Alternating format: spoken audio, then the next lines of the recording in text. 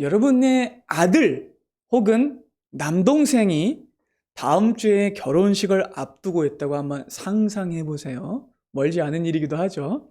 청첩장은 진작에 다 돌렸고 어지간한 대금도 다 치러놨어요. 지방에서 올라오실 어르신들이 묵을 호텔 예약까지 다 끝낸 상태입니다. 신랑 신부는요, 주택 청약 때문에 미리 혼인신고까지 마친 상황이에요. 하지만 아직 식을 올리기 전이라 각자 부모님 댁에서 따로 살고 있는 상황입니다. 그러니까 법적으로는 부부인데 아직 같이 살지는 않는 상황인 거예요.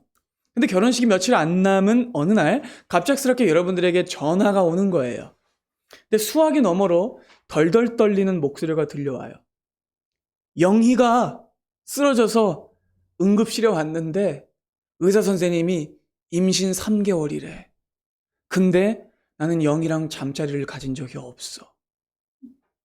라고 한다면 여러분들은 그 순간 어떤 감정이 드시겠습니까? 머릿속은 하얘지고 가슴은 쿵 내려앉고 온몸에 피가 거꾸로 솟는 것 같은 경험을 하실 겁니다. 배신감과 분노는 둘째치고 당장 이 현실적인 공포와 걱정들이 마구 밀려올 거예요.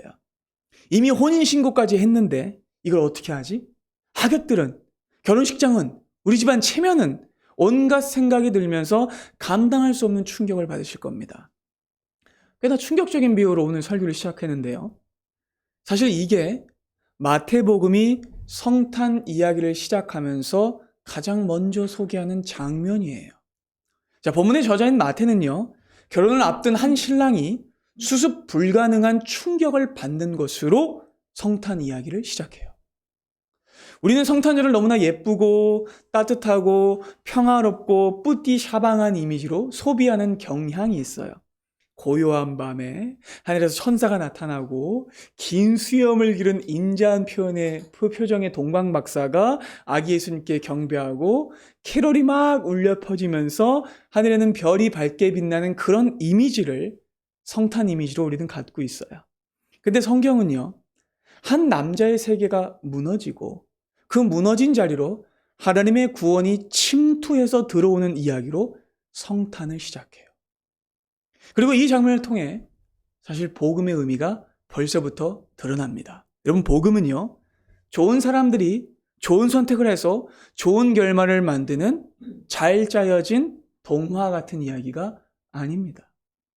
복음은 하나님이 고통과 번민 속에 있는 사람을 찾아오셔서 그의 오해와 무지를 바로잡으시고 끊어질 뻔한 것을 다시 이으시며 버려진 자를 다시 데려와 수치를 덮고 되살리는 이야기입니다.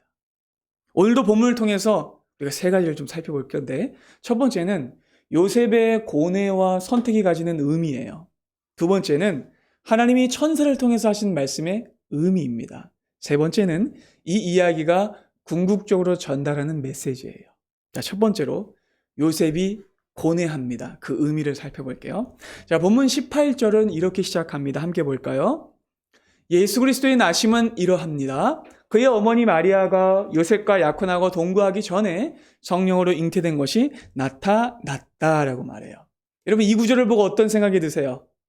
와, 드디어 예수님이 마리아의 뱃속에 오신 게 드러났구나 라고 하면서 막 이걸 보면서 해맑은 마음이 들 수 있어요. 솔직히 그러셨죠? 우리는 이 구절 안에 새신랑인 요셉이 경험했을 어마어마한 충격이 담겨있다는 사실은 잘 인지하지 못해요. 본문을 제대로 해석하기 위해서는요, 반드시 기억해야 할 것이 있는데, 본문 속의 요셉은요, 우리처럼 모든 결말을 알고 있지 않다는 거예요. 여러분, 우리는요, 성탄에 대한 이야기를 우리는 다 알고 있으니까 나도 모르게 이 성탄에 대한 구절도 읽을 때 머릿속에 은혜의 필터가 저절로 작동해요. 그래서 예수님의 오심이 나타나기 시작했다라는 말을 보고 와, 드디어 예수님이 오시는 게 초읽기에 들어갔구나라고 막 은혜로 읽어버려요. 근데 여러분, 맥락을 살펴보면 이 순간 요셉은 아무것도 알고 있지 않은 상태예요. 그에게는 지금 일어난 일을 은혜로 해석할 수 있는 어떤 사전 정보도 없어요. 기다리시죠. 시간표를 정리해보면 좀 더 선명하게 이해할 수 있는데, 자, 누가복음 1장을 보면 이보다 조금 앞의 시간대를 다루고 있어요. 몇 달 전의 일입니다. 몇 달 전에 천사 가브리엘이 마리아를 찾아와요. 아베 마리아. 무슨 뜻이냐면 마리아 안녕 이런 뜻이에요. 마리아에게 평안을 입은 자여 라고 인사를 하고 수태고지를 전하죠. 그리고 천사의 메시지를 받았던 마리아는요, 자신이 성령으로 아이를 잉태한다는 걸 믿지 못했어요. 아니, 저는 남자를 알지 못하는데 어떻게 잉태합니까? 그러자 천사가 이렇게 말합니다. 너의 친척 엘리사벳을 봐라. 나이가 많고 늙어서 아이를 낳을 수 없는 여자다. 근데 그 여자가 세례 요한을 뵀죠. 그리고 그 표적이 너를 위한 것이다. 그러자 마리아가 주의 말씀대로 될 줄 믿습니다 라고 말하고 그 즉시 마리아는 자기의 집을 떠나 누구의 집으로 갔냐면 엘리사벳의 집으로 갔어요. 그래서 엘리사벳 집에 가서 3개월을 머물다가 돌아옵니다. 자, 그렇다면 사건을 재정리해보죠. 요셉은요, 아주 오랜만에 마리아를 만났을 거예요. 그리고 그 자리에서 마리아의 배가 불러온 걸 눈으로 갑작스럽게 목격한 상황일 거라는 거죠. 그는 천사로부터 아무런 말도 듣지 못했고 지금 진행되고 있는 일에 대해서는 어떤 정보도 알고 있지 못했어요. 그리고 추측컨대 마리아의 설명도 없었던 것 같아요. 이때 그가 마주한 것이라곤요, 오랜만에 만난 약혼녀의 배가 불러 있는 충격적인 시각 정보뿐이었다는 거죠. 그리고 이 상황을 더 잘 이해하기 위해서 당시의 결혼 풍습을 이해해야 돼요. 자, 당시 유대 사회에서 약혼은요, 오늘날의 결혼 약속 정도가 아니라 이미 결혼과 동일한 법적 구속력을 가진 상태였어요. 자, 유대인들은요, 약혼을 한 즉시 서로를 뭐라고 불렀냐면 남편과 아내라고 불렀어요. 그리고 약혼을 한 다음에 약 1년 정도 각자의 집에서 떨어져서 결혼을 준비합니다. 이미 결혼은 된 상태이고 법적으로 구속이 간 상태인데 1년 동안 단순히 기다리는 게 아니라 서로의 몸을 그리고 서로의 마음을 정결하게 준비하는 거예요. 하나님 앞에서. 그래서 이 1년간의 시간은요, 서로의 정결함을 입증하는 시험대 같은 시간이었어요. 당연히 성관계는 맺지 않았죠. 그리고 1년 뒤에 결혼을 딱 하게 되면 그때 합방을 하고 같이 살게 됐던 거예요.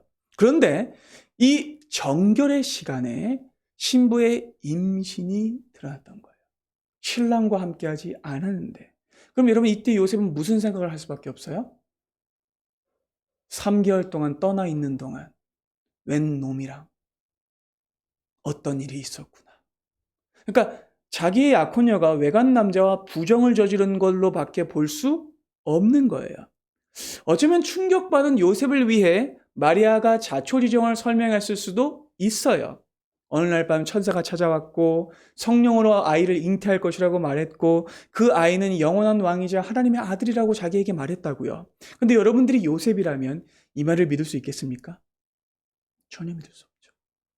약혼녀가 임신한 이유를 밝히는데 그것이 사람의 씨가 아니라 하나님의 영이 잉태해서 된 거라는 말을 누가 믿을 수 있겠어요? 역사상 전무후무한 일입니다. 상식적으로, 생물학적으로 불가능해요. 여러분 이때 요셉이 이 말을 혹시 들었다고 한들 요셉의 귀에 그 말은요, 구원 역사의 증거가 아니라 자기의 배신과 부정을 덮으려는 말도 안 되는 진짜 애들 거짓말만도 못할 신성모독적인 발언으로 들렸을 거라는 거죠. 그렇죠. 요셉은 거룩한 경외심은커녕 치가 떨리는 분노와 배신감을 느꼈을 거예요. 그리고 그 순간 사랑했던 여인은 한순간에 가증스러운 대상이 됩니다. 그리고 자신이 유대인 남자로서 평생도록 지켜왔던 명예, 신앙적 자부심은요, 와장창 무너지는 것 같았을 거예요. 그리고 또한 요셉은요, 끝이 아닙니다. 어마어마한 충격만 받는 것이 아니라 굉장히 큰 선택의 중압감도 느끼게 되죠. 왜냐하면 당시 율법과 풍습 속에서 이건 단순 이혼으로 끝날 문제가 아니었기 때문에 그래요. 그렇죠. 여러분 이것은요, 공동체 전체의 질서와 거룩을 건 문제였어요. 자, 신명기 22장을 보면 약혼한 여인이 만약 다른 남자의 아이를 임신하거나 동침한 일이 드러나면 이건 사적인 배신이 아니에요. 이거는 반드시 언약의 파기로 규정되어서 온 동네 앞에서 그 죄를 물어야 했어요. 왜냐면 결혼은 동네 앞에서, 마을 사람들 앞에서 인정받는 것이기 때문에. 그래서 어떤 일이 되냐면 율법의 문자 그대로라면 요셉은 마리아를 고발해서 마을 공동체 앞에 세우고 마리아가 돌로 쳐서 죽게 만들어야 했어요. 이게 구약의 법입니다.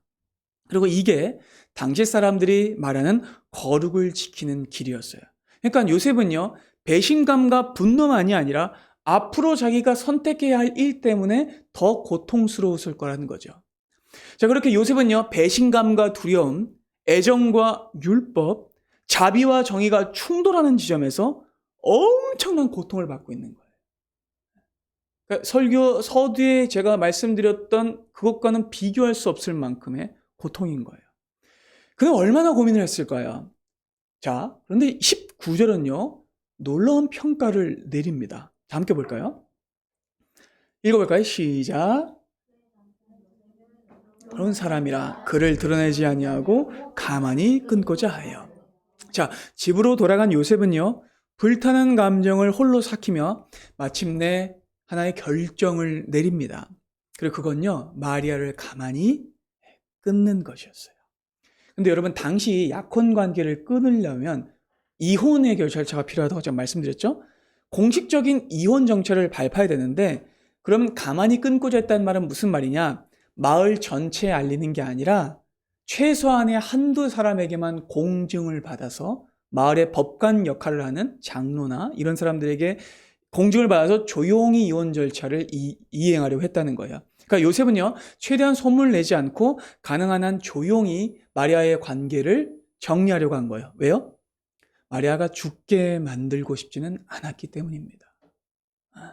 그렇게 요셉은요, 자기 속이 타들어가는 중에도 감정에 휘둘려서 마리아에게 복수하려 한다거나 그녀를 파멸시키려고 하지 않았어요. 그는 자기의 억울함을 증명하고 자기의 의로움을 증명하기 위해 그녀를 죽게 하려고 하지 않았습니다. 그래서 성경이 그를 뭐라고 불러요? 의로운 사람이라고 부르고 있는 거예요. 그러니까 요셉은요, 자기 신앙적 양심과 사람을 죽이지 않겠다는 인격적 배려 사이에서 자신이 도달할 수 있는 최선의 균형점을 찾아낸 거예요. 그리고 아마 우리 중에 요셉보다 더 나은 결정을 내릴 수 있는 사람은 없을 겁니다. 그렇죠? 내가 처참하게 배신당했는데, 상대를 망신 주지 않고 내 명예가 짓밟혔는데 상대의 생명을 지켜주는 건 아무나 할 수 있는 일이 아닙니다. 요셉은 정말로 의로운 사람이 맞아요. 근데 여러분, 그것이 아무리 고결한 결정이라고 했을지라도 이 결정에는요, 치명적인 한계가 있어요. 왜냐하면 인간의 의로움이 아무리 자비로울지라도 근본적으로 죄를 해결해 주지는 못하기 때문에 그래요. 결국 인간의 의와 인간의 자비가 도달한 최선은 고작 뭐냐면 단절이에요. 끊어내는 거죠.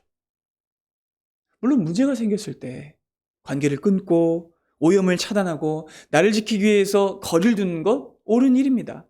그러나 여러분, 단절은요, 생명을 낳지 못해요. 여기서 율법의 한계가 드러납니다. 뭐가 드러난다고요? 율법의 한계. 여러분, 율법은요, 기준을 제시해 주지만 그 기준으로 죄인을 살리지는 못해요. 죄를 드러내고 정죄할 수는 있지만 죄인을 구원하지는 못합니다. 그러니까 마리아와 요셉 모두를 살려낼 수 있는 길은 율법에 없었다는 거예요. 근데 여러분, 더 충격적인 건 뭔지 아세요? 더 치명적인 사실이 있으니 이 결정이 단지 둘 사이만 갈라놓고 끝내는 게 아니라는 겁니다. 사실 요셉의 이 끊어내려는 결정은 우주적 위기였어요. 왜요? 요셉이 제 나름대로 내린 이 의로운 결정을 그대로 실행하게 되면 그 자신은 율법에서 떳떳해지고 마리아는 죽지 않을지 몰라도 구원의 역사는 끊어지기 때문입니다. 그가 마리아를 끊어버리면 하나님의 언약과 그리스도의 계보가 끊어지는 거예요. 마침내 예수 그리스도께서 6번의 7을 지나 7번의 7을 여시려고 하는데 그 문이 닫히게 되는 거예요. 그렇죠? 그러면 이건 우리가 지난주 살펴보았던 그 웅장하고 위대한 그리스도의 계보가 바로 이 율법적인 결정, 요셉의 의로운 결정 때문에 끊어질 위기였다는 거예요. 여러분, 예수님은요, 반드시 다윗의 가문이라는 법적이고 언약적인 통로를 통해 오셔야 돼요. 그렇죠? 네. 근데 그 마지막 연결교일인 요셉이 마리아의 관계를 끊어버리면 구원의 계보가 막히는 거예요. 여러분, 이건요, 진짜 어마어마한 우주적 위기인 겁니다. 그러니까 여러분, 너무나도 아이러니하죠. 요셉이 악해서가 아니라 요셉이 선해서 하나님의 구원을 가로막을 뻔했다는 겁니다. 왜냐하면 인간은 율법을 넘어서지도 못하고 그 율법으로는 구원이 오지 못하기 때문입니다. 여러분, 그런데 인간의 율법이 그리스도의 계보를 끊어버릴 그 위기의 시점에 무엇이 찾아오느냐? 복음이 찾아옵니다. 두 번째입니다. 그래서 하나님이 천사를 통해 말씀하셨던 거예요.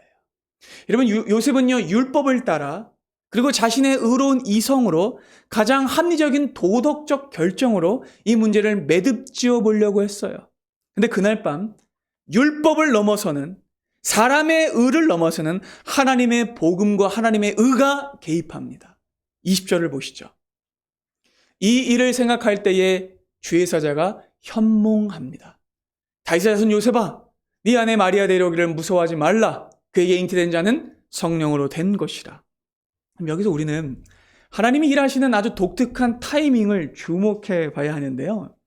하나님은 요셉이 고민하다가 깊은 잠이 들 때까지 기다리세요. 그러니까 그의 치열한 계산이 멈추고 가만히 끊고자 하는 그의 최선의 결정이 딱 내려진 그 순간, 하나님 비로소 침묵을 깨고 자기의 계획을 알리세요. 그리고 그렇게 요셉을 찾아온 천사가 뭐라고 그를 부르는지 여러분 주목해 보세요. 천사는 가장 먼저 그를 뭐라고 불러요? 다윗의 자손 요셉아라고 불러요. 여러분, 이건 단순히 성씨를 부르는 게 아니에요. 이건 언약을 떠올리게 하는 호칭입니다. 아마 요셉은 이제껏 한 번도 이렇게 불려본 적이 없었을 거예요. 그는 그저 이렇게 불렸을 겁니다. 나사렛에 사는 야곱의 아들 요셉. 나사렛 바 야곱 요셉이라고 불렸을 거예요. 근데 하나님이 그가 한 번도 생각해 보지도 않고 한 번도 들어보지 않았던 언약적 명칭으로 그를 부르며 깨우고 계세요. 여러분, 그건 무슨 뜻이냐면 이런 말이에요. 요셉아, 너는 배신당한 한 남자가 아니다.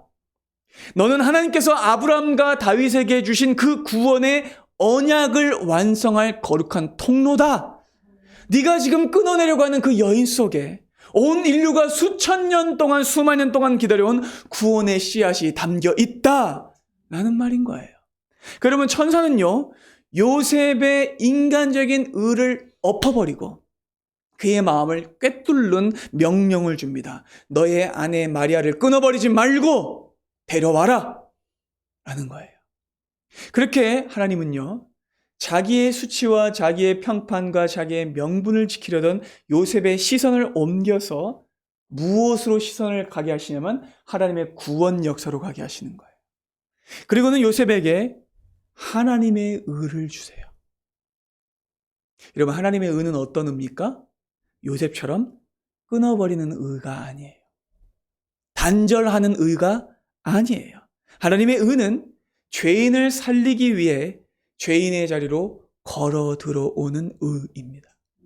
자기를 위해 수치를 피하고 관계를 단절하는 의가 아니라 그 수치를 뒤집어 쓰면서 자기의 거룩을 오히려 우리에게 주는 의입니다. 그래서 하나님은 마리아를 데려오라고 말씀하시는 거예요. 또 하나님은요, 요셉이 무서워하는 것이 무엇인지를 정확히 아셨어요. 그래서 무서워하지 말라라고 말씀하신 거예요. 여러분, 요셉이 무서워한 건 무엇이었을까요? 율법의 잣대만이 아니라 사람들의 시선이에요. 사람들의 수군거림이에요. 자기를 향한 평판의 붕괴입니다. 요셉이 속아서 결혼했다느니, 저 집안은 속도 없는 집안이라느니, 누구 아들인지도 모르는 애를 받아서 키운다느니 라는 말을 듣는 게 요셉은 두려웠을 겁니다. 그런데 하나님은요, 요셉이 자기의 평판을 생각했던 의를 꺾어버리시고요, 수치를 뒤집어 쓰라고 하나님의 의로 그를 초대하십니다. 그리고 여러분, 그렇게 순종할 때에 어떤 일이 일어날 수 있을까요? 21절 보겠습니다. 아들을 낳으리니 이름을 예수라 하라. 이는 그가 자기 백성을 그들의 죄에서 구원할 자이심이라 하니라. 하나님이 보내실 그 아들 예수는요, 요셉을 단순한 수치에서 구원해 주실 뿐 아니라 죄에서 구원해 주실 분이십니다. 그래서 그분의 이름이 뭐예요? 예수예요. 여러분, 고대 유대 사회에서는요, 아버지가 아들의 이름을 지어주는 건요, 단순히 그냥 이름 정해주는 게 아니라 공식적으로 이 아이는 내 아들이라고 말하는 입적 선언이에요. 호적에 넣는 입적 선언이에요. 그러니까 여러분, 요셉이 하나님의 말씀에 순종하여 끊어내려고 했던 아이의 이름을 예수라고 붙여주는 순간 성령으로 잉태된 그 아이는 법적으로 누구의 가문에 입적되는 거예요? 다윗의 자손에, 그리고 요셉의 가문에 입적되게 되는 거예요. 그렇게 되면 마침내 수천 년간 이어져 왔던 그리스도의 계보의 7번의 7번이 열리게 되는 겁니다. 그렇게 자기의 의를 따라 끊어버릴 뻔했던 결정을 했던 요셉은요, 하나님의 찾아오심을 통해서 율법이 갈 수 없는 길로 가게 돼요. 복음이 가는 길로 가게 됩니다. 그는 자신이 할 수 없는 일을 하게 되죠. 그는 이어주고 살리고 용납하고 소생시키는 의의 길로 가게 됩니다. 근데 여러분, 여기에 더 놀라운 하나님의 신비가 등장해요. 여러분, 이 장면을 겉으로 보면 요셉이 자기 씨도 아닌 아이를 자기의 가문에 입양시키는 아버지로 보이잖아요. 그렇죠? 그러니까 요셉이 입양의 은인처럼 보여요. 근데 성경 전체의 맥락을 통해서 보면 사실은 정반대의 일이 벌어지고 있는 거예요. 왜냐하면 앞으로 요셉이 자기의 품에 안게 될 그 아이는 사실은 요셉의 후손이 아니라 요셉을 지으신 창조주이시기 때문입니다. 그를 구원할 그리스도이시기 때문입니다. 그러니까 여러분, 지금 어떤 일이 벌어지고 있는 거냐면 영원하신 성자 하나님이 자신의 피조물인 요셉의 호적에 자기 이름을 올리심으로써 이전까지 이어져온 모든 사람들을 구원해내고 계신 거예요. 왕이 거지의 집에 들어온 거예요. 그렇게 왕이 거지의 집에 호적을 올림으로써 그들 모두가 왕의 자녀가 되는 호적의 변환이 일어나게 되는 거죠. 그리고 뿐만 아니라 창조주가 피조물의 보호 아래로 들어가심으로 인해 요셉뿐만이 아니라 저와 여러분 모두가 하나님의 거룩한 가족으로 입적된 거예요. 그러니까 여러분, 요셉이 아기를 안고 있는 게 아니라 실은 그 아기 안에 계신 영원한 하나님이 죄인인 요셉과 아브라함과 이삭과 야곱과 수많은 사람들을 그 계보 속에서 통째로 안고 계신 거예요. 이 그림이 눈에 보이십니까? 여러분, 그래서 23절이 선포되는 거예요. 함께 봅니다. 보라, 처녀가 잉태하여 아들을 낳을 것이요 그의 이름을 임마누엘이라 하리라 하였으니 이를 번역한즉 하나님이 우리와 함께 계시다 함이라. 여러분, 이것이 임마누엘이라는 이름에 담긴 의미입니다. 여러분, 임마누엘은요, 멀리서 던지는 위로의 문구가 아니에요.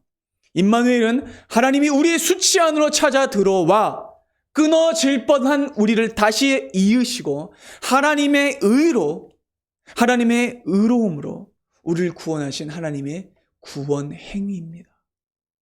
여러분, 한번 생각해 보세요. 매손, 밖에 지금 춥잖아요. 매손 눈보라가 치는 산속에서 길을 잃고 얼어 죽어가고 있는 조난자가 있다고 칩시다. 헐벗어 있어요. 손발이 다 얼어가고 있어요. 지금 굉장히 극한의 상황에 있어서 영양실조까지 걸린 상황이에요.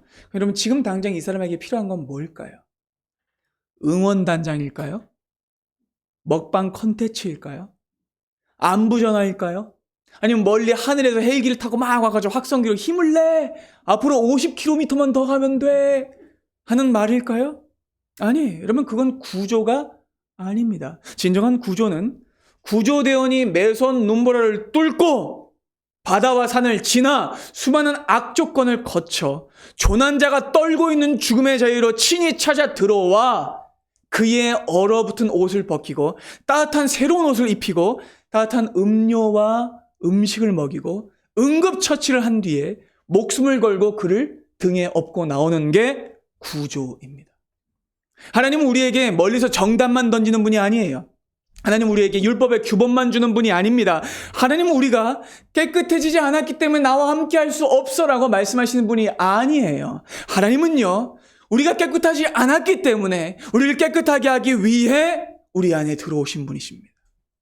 요셉이 가만히 끊으려고 했던 그 실패와 수치 속으로 뚫고 들어와 우리를 감싸 안아주신 분이십니다. 그래서 그분이 오셨기에 요셉도 구원받을 수 있었고 마리아도 구원받을 수 있었고 우리도 구원받을 수 있었던 겁니다. 마지막 세 번째입니다. 우리는요, 이 이야기를 볼 때 이 이야기가 궁극적으로 하려는 메시지를 봐야 돼요. 자, 여러분, 이제 우리의 시선은요, 요셉이라는 한 인물을 넘어 그를 통해서 오실 분명한 진짜 주인공을 향해 가야 됩니다. 지금까지 우리는 요셉을 봤어요. 그의 고뇌, 그의 순종, 그가 감수한 수치, 그가 품에 안은 악의를 보았습니다. 그런데 여러분, 이 모든 기록의 목적은요, 요셉을 성인이나 위인으로 추대하기 위함이 아니에요. 요셉은요, 그림자예요. 성경은 언제나 그림자를 통해 실체를 드러냅니다. 여러분, 그럼 오늘 본문이 가리키는 진짜 실체는 누구실까요? 예수 그리스도이십니다. 그분은 진정한 신랑이시죠. 사실 성경은요, 창세기부터 요한계시록까지 하나의 결혼 이야기를 하고 있어요. 자, 성경 첫 장면을 한번 생각해 보세요. 성경의 첫 장면에 등장하는 사람 역시 한 신랑과 신부였습니다. 그렇죠? 아담과 하와예요. 근데 여러분, 최초의 신랑인 아담은요, 비참하게 실패했어요. 신부와 함께 범죄했음에도 불구하고 그 신랑은요, 하나님이 자신에게 그 책임을 물으실 때 자기가 살기 위해 신부를 끊어버리려고 했습니다. 창세기 3장을 보시죠. 근데 이렇게 말합니다.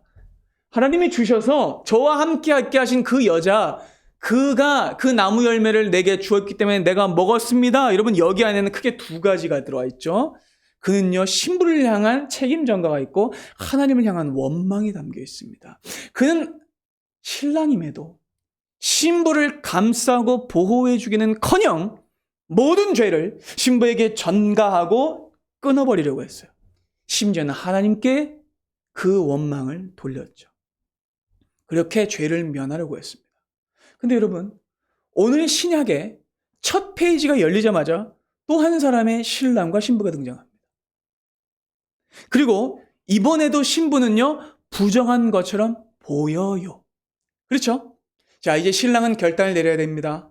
물론 요셉은요, 굳이 비교하자면 아담보다 훨씬 의롭죠. 아담보다 훨씬 자비롭습니다. 그러나 그럼에도 불구하고 그 역시 인간이기에, 그 역시 죄인이기에 그도 신부를 구원해 주지는 못했습니다. 그리고 그가 의로움을 지키기 위해 선택한 방식은 신부를 끊어내는 방식이었죠. 그의 고결함도 신부를 구원해내지 못했다는 거예요. 근데 여러분, 그날 밤 누가 개입하십니까? 하나님이 개입하십니다. 하나님은요, 끊어내는 신랑이었던 요셉을요, 수치를 품는 책임지는 신랑으로 바꿔내십니다. 그리고 이건요, 단순한 인격적 변화가 아니라 이 장면은 분명 장차 오실 진정한 신랑께서 하실 일을 보여주는 예고편입니다. 참 신랑은요, 신부를 끊어내는 자가 아니라 신부를 위해 자기 목숨을 버리고 신부의 죄를 뒤집어 쓰고 신부를 위해 죽는 분입니다. 그리고 이것이 성경 전체의 줄거리예요. 놀랍게도 구약에는 예수님과 똑같은 이름을 가진 한 사람의 선지자가 등장해요. 그 사람의 이름은 호세아입니다. 호세아, 여호수아, 예수 다 같은 이름이에요. 여호와가 구원이시다, 여호와가 구원하신다라는 뜻이에요. 근데 하나님께서는 이 호세아서 내내 자기를 무엇으로 소개하시냐면 신랑으로 소개하세요. 그리고 이스라엘을 뭐로 소개하세요? 신부로 소개하세요. 특히 하나님은요, 이 호세아의 인생을 통해 하나님 자신이 어떤 신랑인지를 말씀하시는데 호세아에게 이렇게 명령하십니다. 너는 가서 배신하고 떠나간 신부 고멜을 다시 찾아 값을 치르고 데려와라. 그리고 그 신부를 끌어안고 그 수치를 뒤집어쓰고 끝까지 사랑해라 라고 말씀하세요. 그리고 이것이 성경 전체가 말하는 신랑 되신 하나님이자 진정한 신랑으로 오실 예수 그리스도에 대한 예고입니다. 그리고 여러분, 냉정하게 우리를 한번 생각해 봅시다. 우리는 마리아처럼 억울한 신부가 아니에요. 우리는 사실 고멜 같은 신부고 하와 같은 신부입니다. 우리는 하나님께 정절을 지키지 않았고 세상과 우상과 욕망과 나를 사랑하며 하나님을 떠난 부정한 신부들이에요. 공의의 잣대로만 본다면 우린 진작에 끊어지고 파혼당하고 이혼당했어야 할 부정한 사람들이죠. 근데 하나님이 그런 관점으로 요셉과 같이 상식적인 정의감을 가지고 우리를 대하셨다면 우리는 어떻게 됐을까요? 우리는 다 버려졌을 겁니다. 우리 인생은 진작에 다 끝났을 거예요. 역사는 진행되어 오지 못했을 겁니다. 그런데 진정한 신랑인 예수께서는요, 놀라운 구원을 선택하시죠. 그분은 하나님의 의를 성취하신 동시에 하나님의 사랑까지 성취하세요. 그분은 마땅히 끊어져야 할 신부를 살리기 위해 자신이 끊어지는 길을 선택하십니다. 요셉은 그날 밤 하나님의 말씀에 순종하여 마리아를 끊지 않고 자기의 평판을 포기했지만 우리 주 예수 그리스도께서는요, 그날 밤 잠을 주무시지 못했습니다.